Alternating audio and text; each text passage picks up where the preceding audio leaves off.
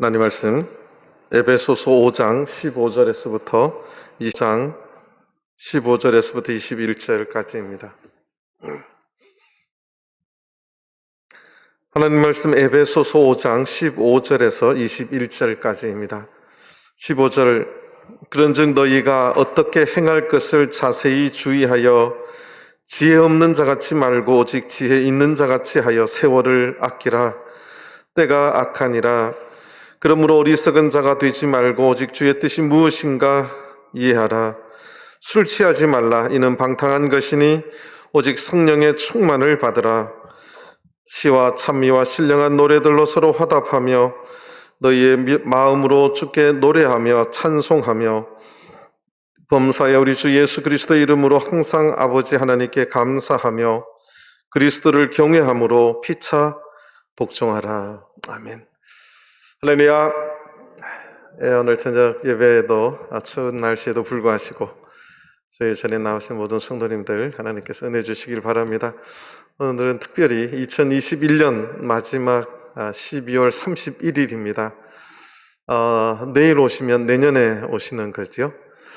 한 살씩을 더 잡수시고 이렇게 오는 안식일 저녁입니다.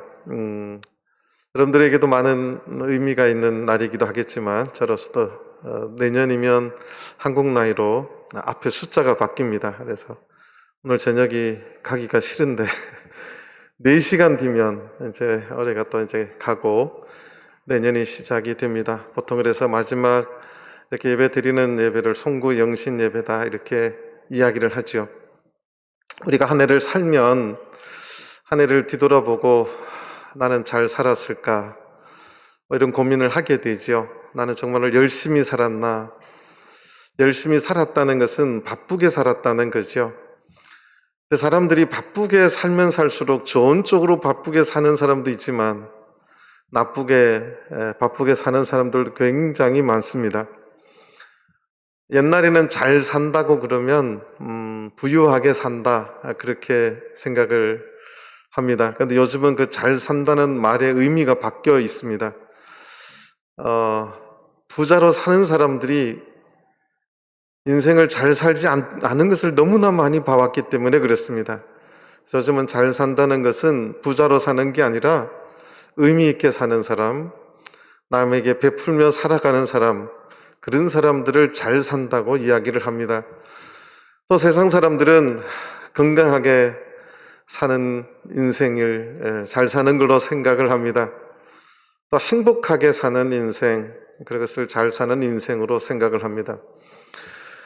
근데 성경은 시간이라는 세월이라고 하는 시간 속에서 인생이 어떻게 살아가는 것이 잘 사는 것이냐를 논할 때 오늘 에베소서는 지혜롭게 사는 것을 아주 잘 사는 인생이라고 말하고 있습니다. 그래서 성경은 지혜롭게 살라고, 그래서 시계 중심의 삶이 아니라 그 삶 속에 하나님의 뜻에 초점을 두는 삶을 살아가고 있는가, 그것을 말씀하고 있습니다. 그래서 성도의 가장 잘 사는 삶이 무슨 삶일까를 오늘 저녁에 말씀을 통해서 서로 하나님 말씀 상고하며 한 해를 마감하는 오늘 저녁을 의미 있게 자기 삶을 반성해보고 되돌아보는 시간이 되었으면 좋겠습니다. 자, 15절을 보시겠습니다. 15절을 보시겠습니다. 그런즉 너희가 어떻게 행할 것을 자세히 주의하여 지혜 없는 자같이 말고 오직 지혜 있는 자같이 하여 16절 세월을 아끼라. 때가 악하니라. 자, 여기에 대조를 이루고 있어요. 지혜 없는 자같이 말고 오직 지혜 있는 자같이 하여 세월을 아끼고 그렇게 살아가라는 거죠. 때가 악하다는 것입니다. 자, 그런데 한마디 의미가 한국 성경이 조금 선뜻 잘 나타나지 않는 의미들이 있는데 하나하나 좀 짚어보겠습니다. 15절 그런즉 너희가 어떻게 행할 것을, 이 행한다는 말이 뭔 일을 하는 것을 말하는 게 아니라 살다는 뜻입니다. 그리고 종사하다는 뜻이에요. 누구에게 종사하느냐? 우리 같은 에베소서 4장 1절을 보시겠습니다. 그러므로 주 안에서 갇힌 내가 너희를 권하노니 너희가 부르심을 입은 부름에 합당하게 행하여, 요 행하여와 방금 본 5장 15절 행할 것을과 같은 단어예요, 언어가. 그런데 여기서 4장 1절에 부름에 합당하게, 예수님께서 너를 불러주셨으니 예수님께 종사하며 살아라는 거예요. 우리는 종사하다 그러면 직업을 말하는데 여기서 의미하는 것은 속해서 살아간다는 거예요. 하나님에게 속해서 살아가느냐, 사단에게 속해서 살아가느냐, 그게 이 단어예요. 그래서 사는데 누구에게 속해 사느냐, 다시 5장 15절을 보겠습니다. 그런즉 너희가 어떻게 살아갈 것인가를, 누구에게 속해서 살아갈 것인지를 자세히, 이 말은 신중하게 그 뜻이고, 주의하여, 이것은 알아보고 그 뜻이에요. 그래서 우리가 인생을 살 적에 이게 사탄에 속한 삶을 살아가는 것인지 하나님께 속해서 살아가는 삶인지를 신중하게 알아보고 마음의 눈으로 알아보라는 거예요. 그래서 지혜 없는 자 같이 말고 오직 지혜 있는 자 같이 살라, 그 뜻입니다. 이게 1절이에요.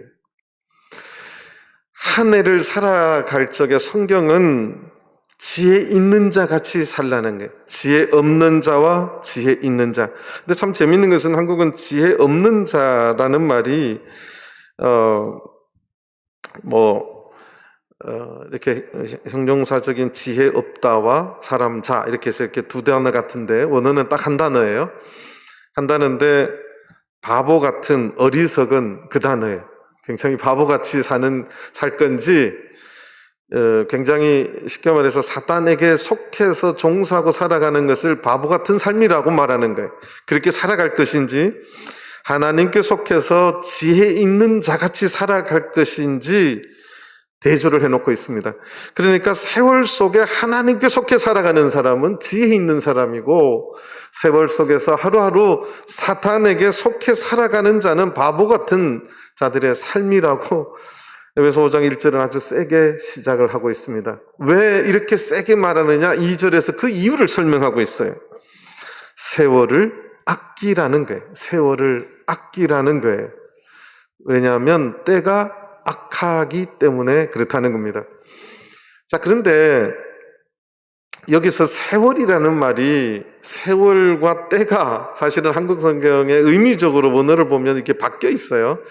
이 세월이라는 단어는 언어로 카이로스예요.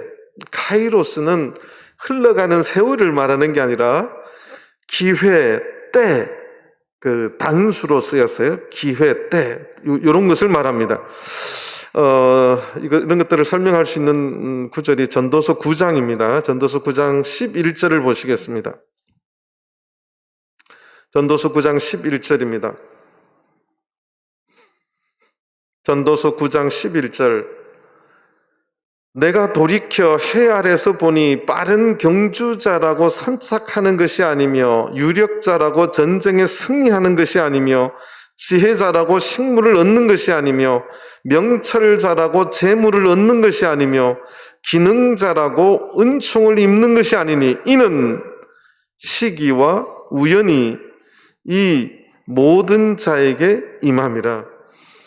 인생의 시기와 우연, 하나님께서 때와 기회, 이 우연은 기회라는 뜻이에요.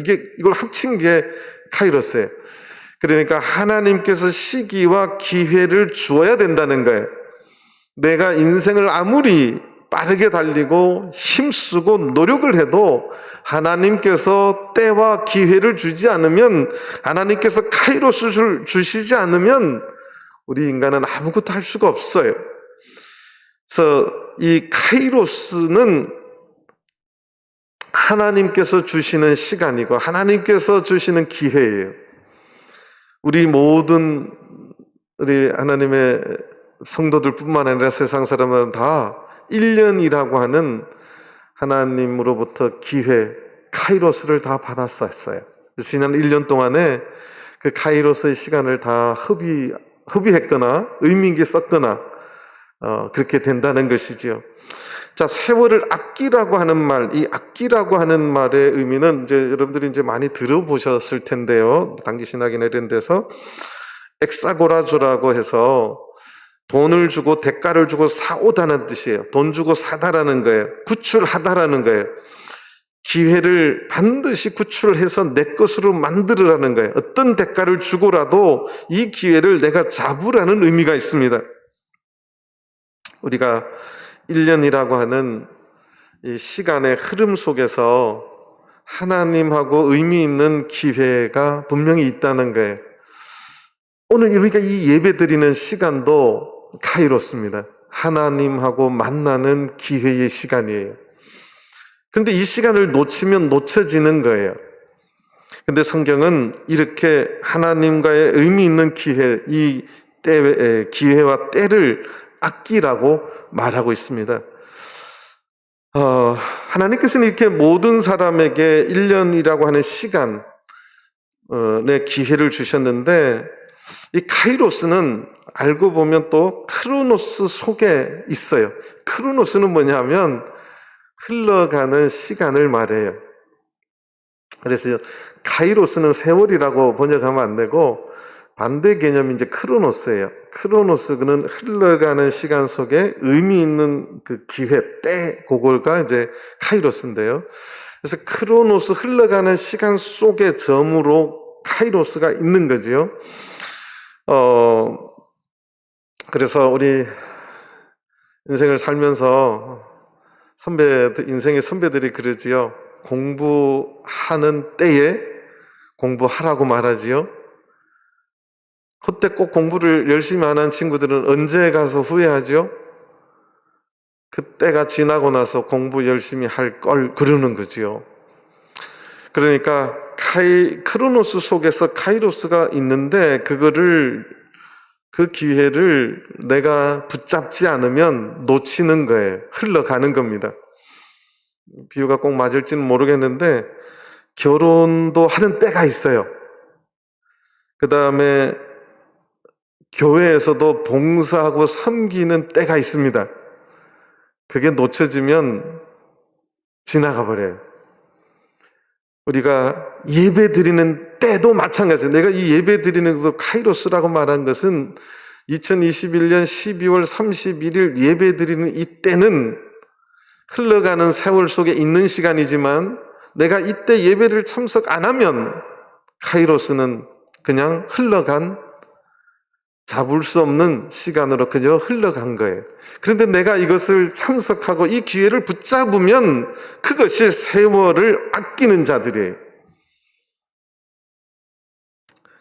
내가 살아있다는 거, 하나님께서 나에게 삶을 주시고 나에게 삶을 허락해 주셔서, 건강을 허락해 주셔서 2021년 한 해를 살았다는 것은 이 크로노스의 시간 속에서 하나님이 주신 좋은 것을 선택할 수 있는 기회가 있었다는 것입니다.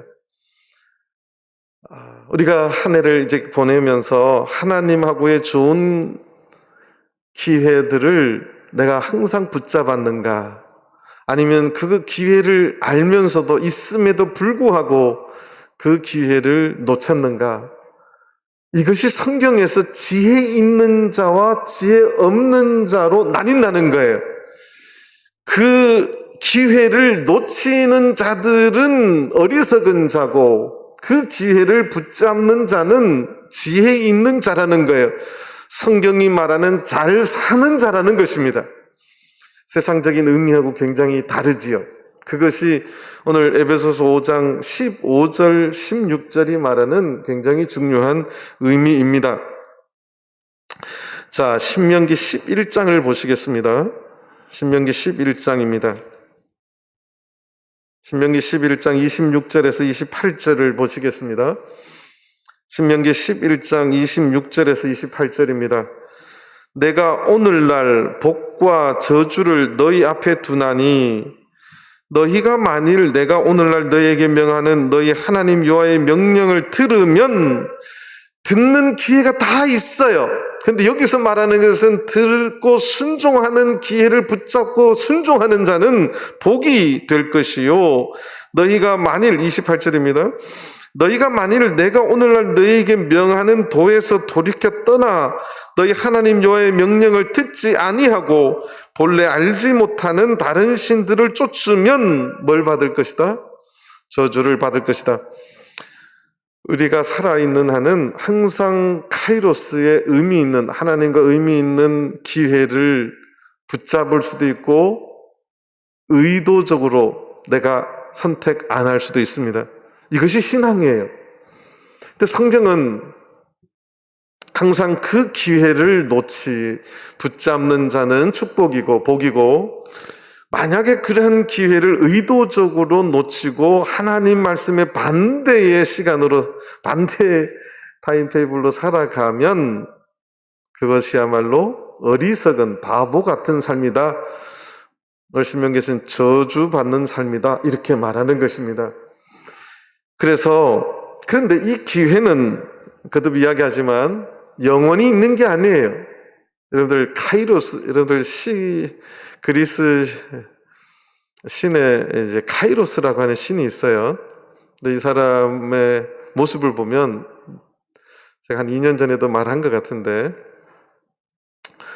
여러분들 이제 중국에 변발이라는 거 있는 것이 있어요. 만주족 사람들이 남자들 머리를 어떻게 기르느냐 하면 앞을 팍팍 깎고 요 뒤에만 이렇게 머리를 한 묶음 남겨놓고 여기 땁니다. 이게 이제 옛날에 만주 사람들의 머리였어요. 이걸 변발이라고 이렇게 합니다. 그래서 뒤에 이렇게, 요새도 중국에 그런 머리 하는 사람들이 있어요.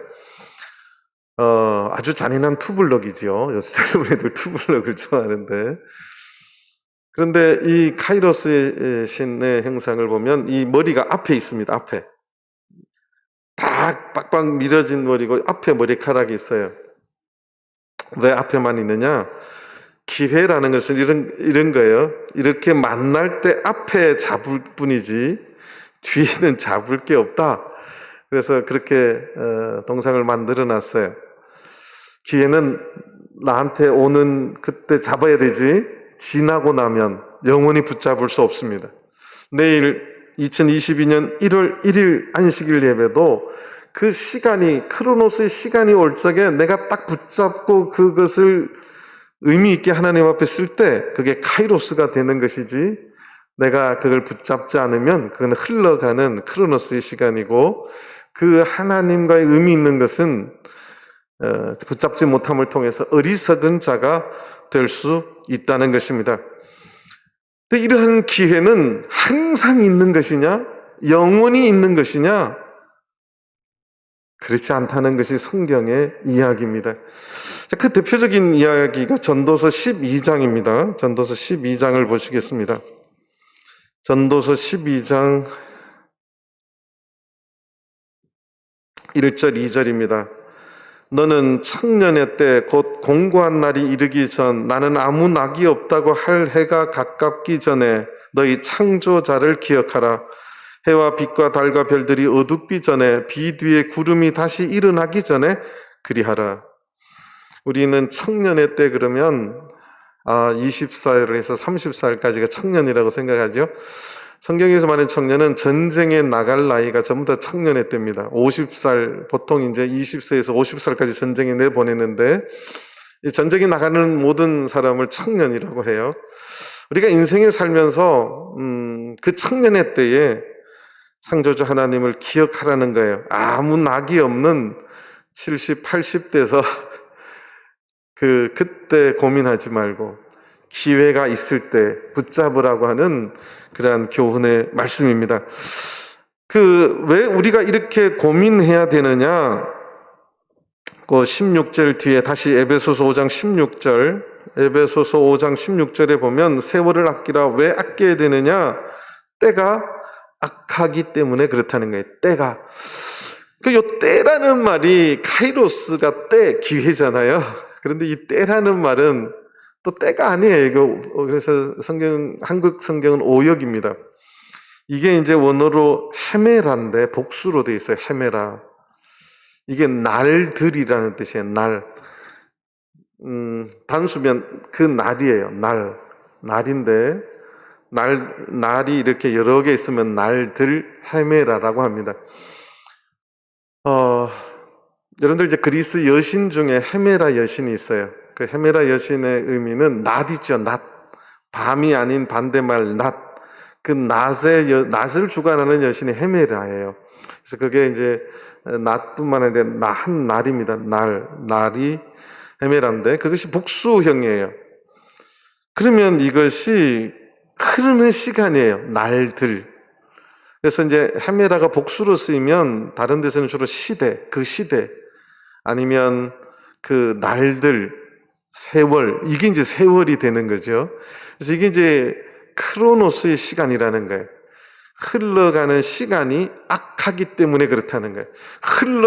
지금 흘러가는 이 시대가 악이 존재하고 악이 관영하고 사탄이 주관하는 시대이기 때문에 우리가 기회를 안 잡으면 우리는 누구의 삶에 종사되느냐? 사탄의 삶에 종사가 되고 그것을 붙잡는 자가 하나님의 삶에 종사되는 것이기 때문에 너네들이 자세히 신중하게 주의해서 보라는 거예요. 그래서 너희들은 지혜 있는 자로 살아라는 거예요. 지혜롭게 살아가는 거예요.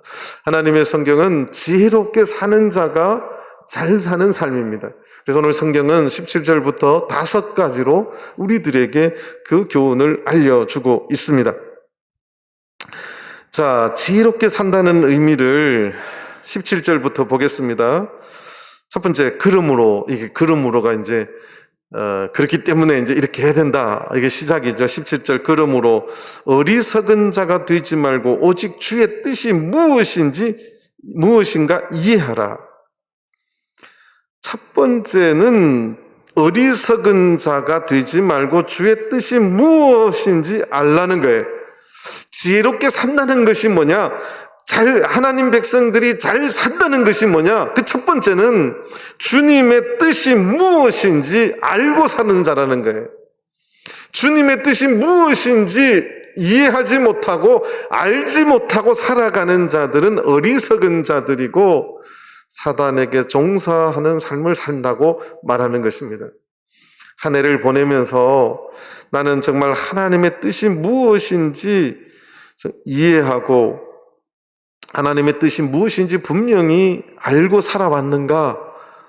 아니면 내 욕망대로 어떤 세상의 풍조대로 또는 세상 친구들이 살아가는 방식 그대로 살았는가? 그것이 성경이 말하는 잘 살았나 못 살았나를 구분하는 첫 번째 기준이라는 거예요. 성경은 세월 속에서 부자로 살든 가난하게 살든 뭐 잘 살든 행복하게 살든 뭐 어떤 그거를 따지는 게 아니라 시간의 삶 속에서 지혜 있게 살았는가?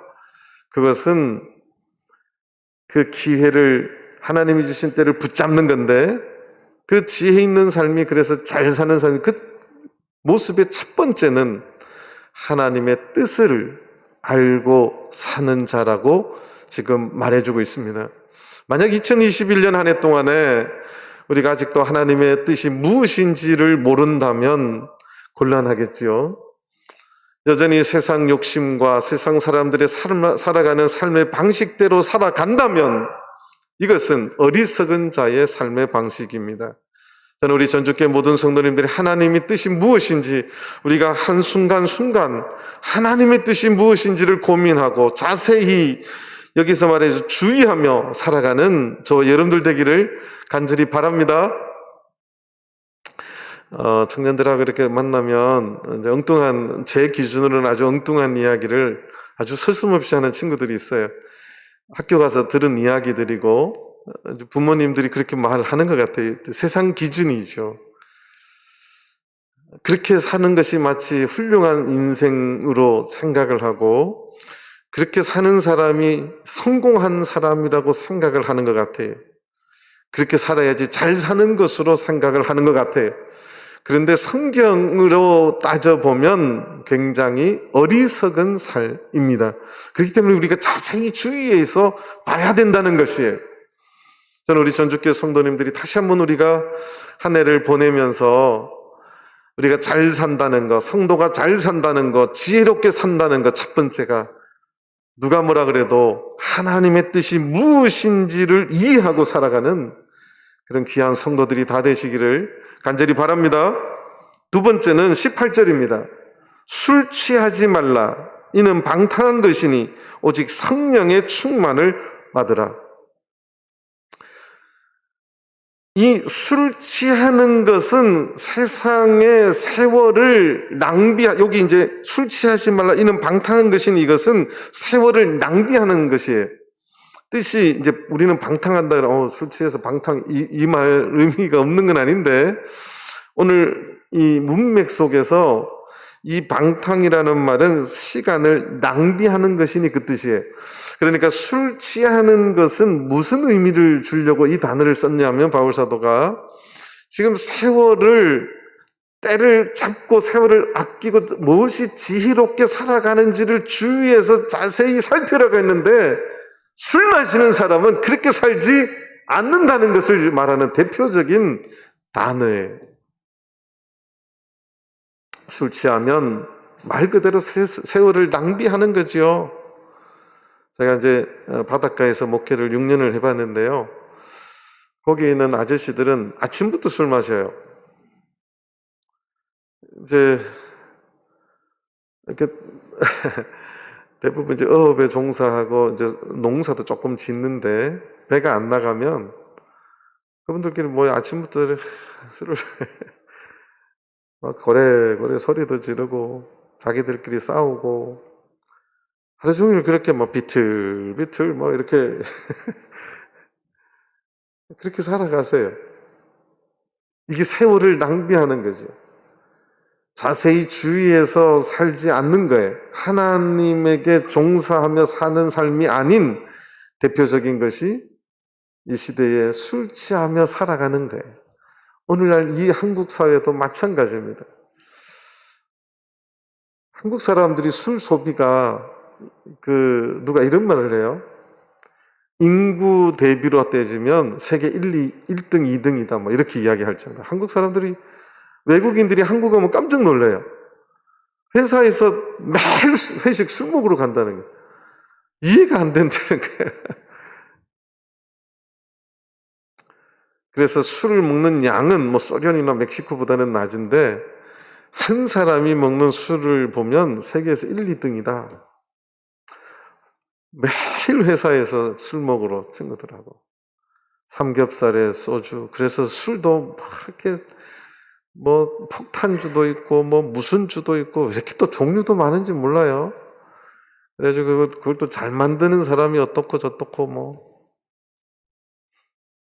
세월을 그렇게 흘려보내는 거지. 술 취해서 흘려보내는 거지. 그 반대가 뭐냐면 성령에 충만한 삶을 살아가는 거예요.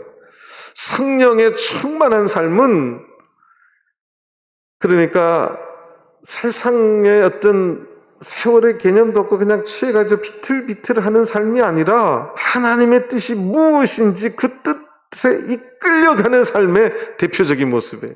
성령에 충만하면 말 그대로 내 의지대로 살아가는 게 아니라 성령께서 이끌어 가시는 대로 내가 살아가는 것이지요.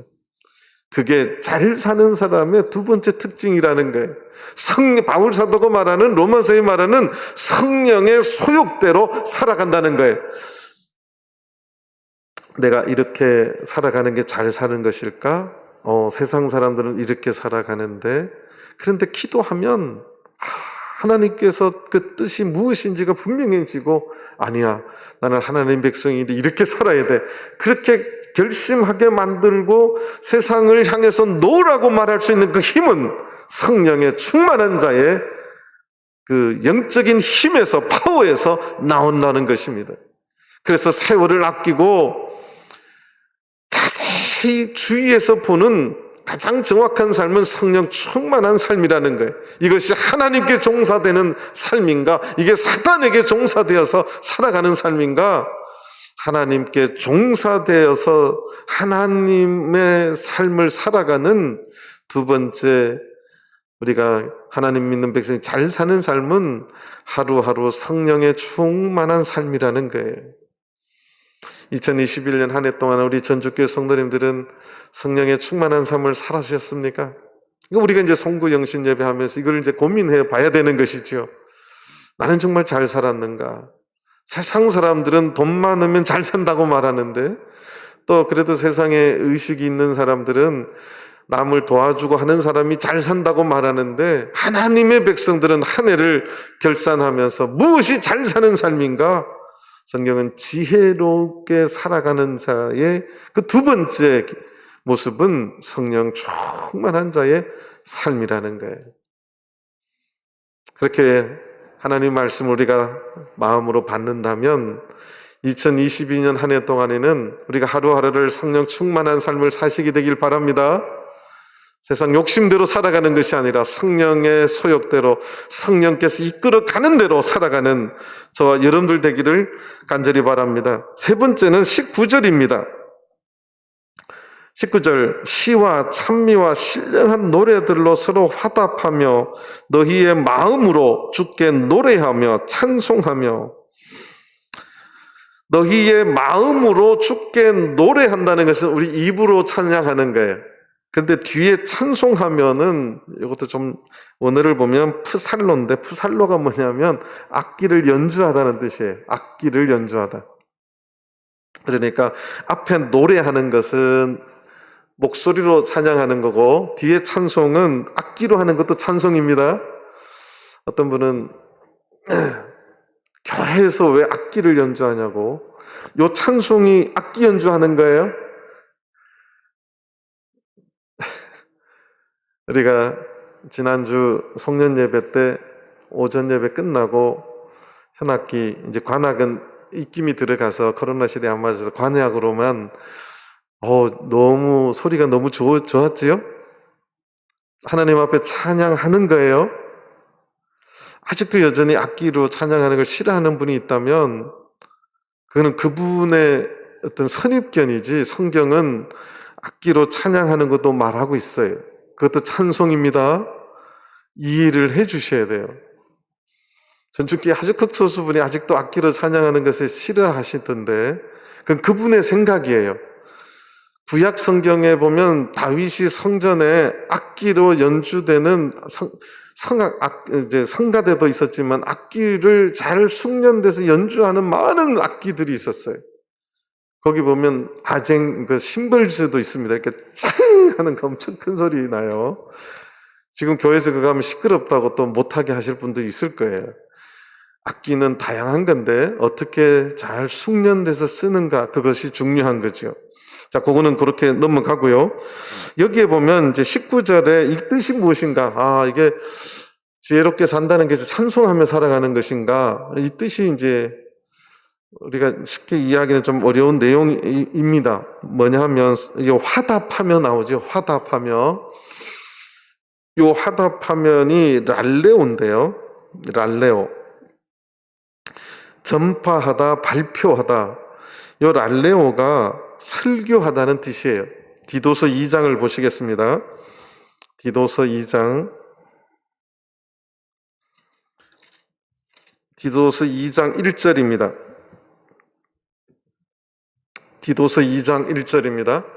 오직 너는 바른 교훈에 합한 것을 말하여. 요 말해요가 랄레오인데 설교하여 그 뜻이에요. 그러니까 교회에서 가르칠 적에 교훈에 합한 것을 설교하여 이렇게 지도되도록 해라. 이제 이 디도 목자에게 바울 사도가 이제 목회서신이라 그러죠. 그렇게 쓴 거예요. 그래서 이 말하여 랄레오는 설교하다라고 하는 것이 대부분의 번역의 모습입니다. 그래서 다시 들어오면 에베소 5장 19절 보면 시와 찬미와 신령한 노래들로 서로 화답하며, 요 뜻은 이런 거예요. 우리가 이제 예배 드리기 전에 찬송하잖아요.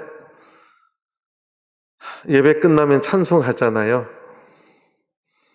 사실 이 찬송의 의미는 내 삶 속에서 깨달은 하나님 앞에 감사와 감격과 이것도 찬송하는 거지만 오늘 그 강단에서 하나님의 말씀이 선포된 그 말씀을 내가 받아들이고 그 말씀에 감사해서 내가 화답으로 찬양하는 거예요. 이해가 되세요? 그래서 사실은 이제 설교를 말씀을 준비할 때 오늘 말씀하고 연관된 찬송을 찾으려고 저도 시간을 꽤 많이 소비합니다. 찬송을 찾으려고 1장부터 500장까지를 다 찾을 때도 있어요. 그러니까 이 말씀은 설교할 뿐만 아니라 그 설교에 맞게 시와 찬미와 신령한 노래들로 찬양하고 우리 마음으로 그 하나님의 말씀에 감사해서 노래하고 악기로 연주하고 요 말이에요. 요 말은 어떤 의미냐? 이게 살아있는 예배의 모습이에요. 그러니까 우리가 1년 동안 지혜롭게 산다는 것, 우리가 그 기회를 붙잡는 것, 세 번째는 예배를 늘 드리는 자의 삶이라는 거예요. 이것이 에베소서 5장 19절에서 말하는 거예요. 예배자로 살아가는 삶.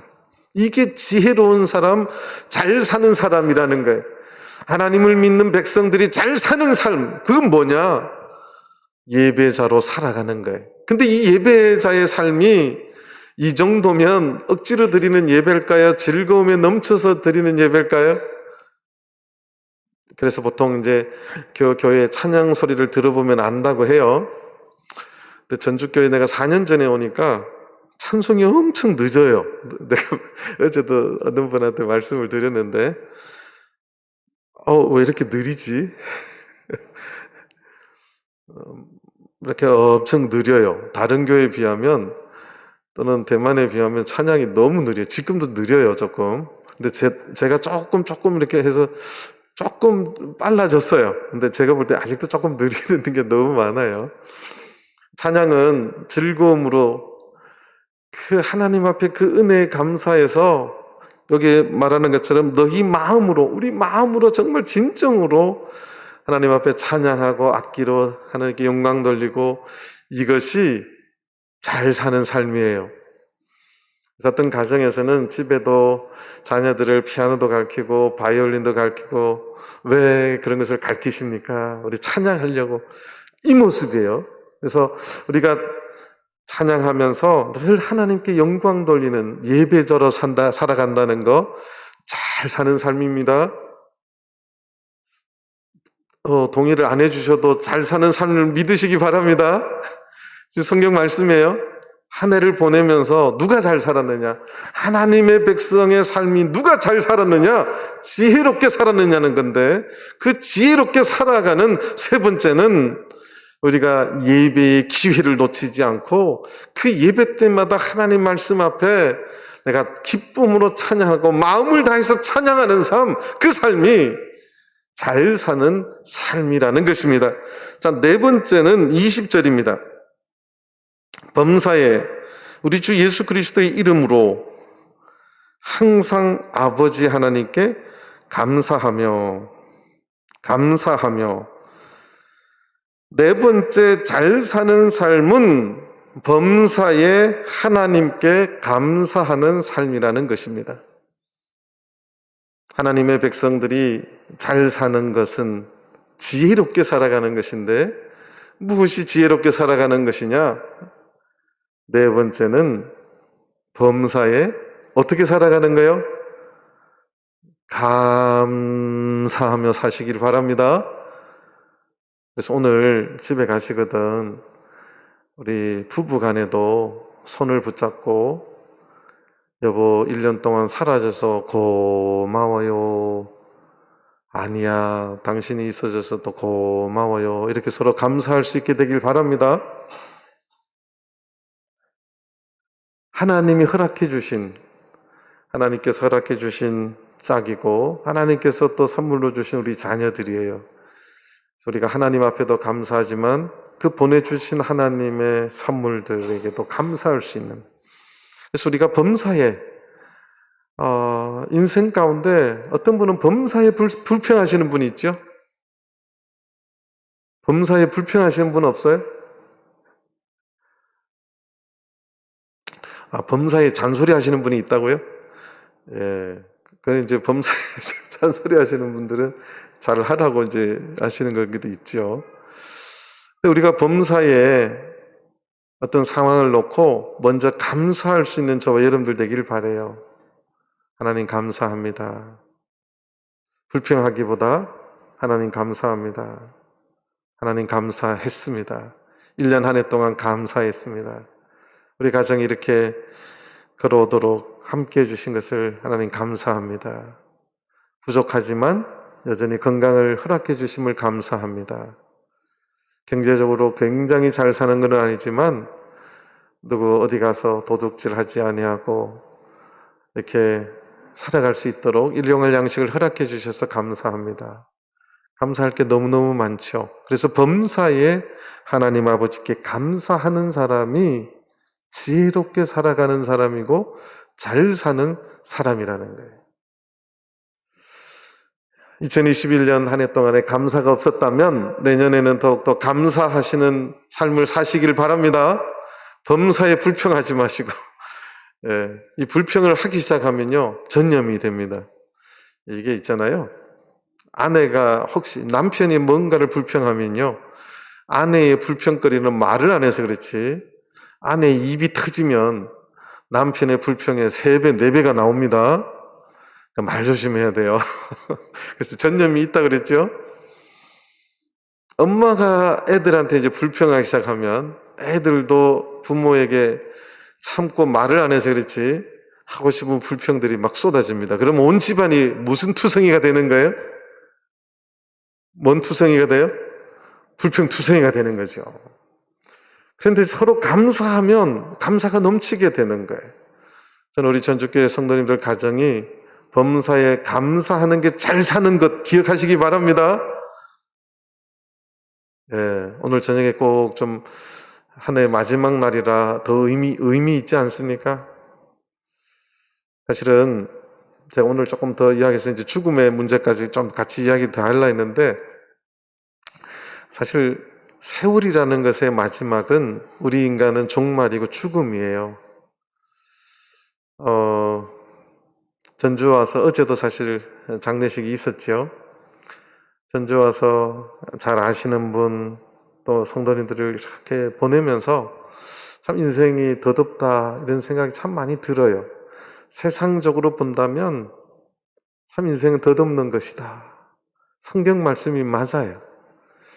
그런데 우리가 잘 사는 것이 세상적으로 본다면 그분이 그렇게 가난하게 살았다면 못 살았다고 해야 되느냐? 하나님은 절대 그렇게 보십니까? 안 보십니까? 하나님은 절대 그렇게 보지 않으세요. 하나님이 보시는 기준이에요. 하나님은 범사에 감사하는 사람, 하늘나라 가서 너 참 잘 살았다 그렇게 말한다는 거예요. 그게 지혜롭게 살았다는 거예요. 범사에 불평한다고 이제 제가 이제 머리가 빠지기 시작하고 머리가 허해지니까 저희 집 사람이 막 염색하라 뭐 할아버지하고 사는 것 같다 막 이렇게 이야기를 하더라고요. 그래서 저는 범사에 받아들였어요. 나이가 들면 빠지고 나이가 들면 허해지고 그걸 감사하게 여보 그냥 감사해요. 그걸 어떻게 뭐 우리 인간이 뭐 성경에 나오는 것처럼 우리 인간이 걱정한다고 염려한다고 바뀌는 게 없어요. 오히려 그것을 받아들일 수 있고 하나님께서 이나만이라도 해주신 것을 감사할 수 있는 이게 진정한 지혜로운 자의 삶이고 하늘나라에서 잘 사는 삶임을 꼭 기억하시길 바랍니다. 자, 5번째 마지막입니다. 21절 그리스도를 경외함으로 피차 복종하라. 자, 이것도 이제 약간 오해가 있는데 피차 복종하라 그러니까 서로 화목하라는 말이구나. 그래서 서로 화목하라 이렇게 의미로 설명하시는 부분이 있는데 이거 그 뜻이 아니에요. 화목하라는 뜻이 아닙니다. 여기 피차도 2인칭 복수예요. 복종하라도 2인칭 복수예요. 이건 누구를 말하냐면 교회를 두고 말하는 거예요. 그리스도를 경외함으로 피차 너네들 교회가 하나님 앞에, 그래서 이 피차라고 하는 원어는 서로 상호 간에라는 뜻도 있지만 공통으로 이 뜻도 있어요. 그럼 여기에서는 공통으로라고 하는 2인칭 복수이기 때문에 너희들 공통으로 이렇게 번역해야 되는 거예요. 그래서 그리스도를 경외함으로 에베소 교회 너네들 공통적으로 전부 다 누구에게 복종하라? 누구에게 복종하라? 하나님께. 그리스도를 경외함으로 그리스도에게 복종하라. 그것이 잘 사는 삶의 5번째 성경의 말씀이에요. 그러니까 피차라는 뜻도 있지만 피차가 복수가 되면 전부 다를 말해요. 공통을 말합니다. 그러니까 그리스도를 경외함으로 너네 에베소 교회 너네들 전부 다 하나님 앞에 복종하라. 공통적으로 다 복종하라. 그것이 잘 사는 삶. 이것이 이제 1절에서 말한 하나님께 종사된 삶을 말해. 하나님께 복종하며 살아가는 삶을 말해. 사단에게 복종하지 않는 삶을 말하는 것입니다. 저는 우리 전주교회 모든 성도님들이 하늘나라 가면 우리의 상급, 우리에게 남는 것은 뭐냐면 하나님께 복종한 삶만 남습니다. 이게 지혜 있는 자의 삶이에요. 이게 잘 사는 자의 삶이에요. 이 땅의 수많은 간증은 하나님을 복종하려고 하는데 복종할 환경이 안 돼서 하나님 앞에 기도하고 애쓰다가 하나님께서 그 길을 열어줄 때의 스토리가 간증입니다. 복종은 쉽지가 않아요. 그 복종하는 것을 끝없이 막고 가로막고 하는 것이 사탄입니다. 저는 2021년 한 해 동안에 우리 전주교회 모든 성도님들이 하나님 앞에 복종하지 않은 삶이 있다면 우리가 다시 한번 반성하고 회개하고 내년 한 해에는 우리 모든 성도님들이 다 하나님 앞에 복종하시는 삶을 살게 되기를 간절히 바랍니다. 그것이 가장 잘 사는 삶임을 기억하시고 이 5가지 내일 시험 볼까요? 이렇게 이 삶이 하나님 보시기에 가장 잘 사는 삶임을 꼭 기억하시고 내년에는 하나님 앞에 더 큰 열매와 하나님께서 주시는 상급을 받는 것으로 기록되는 그러한 하루하루의 삶, 카이로스의 삶을 꼭 붙잡는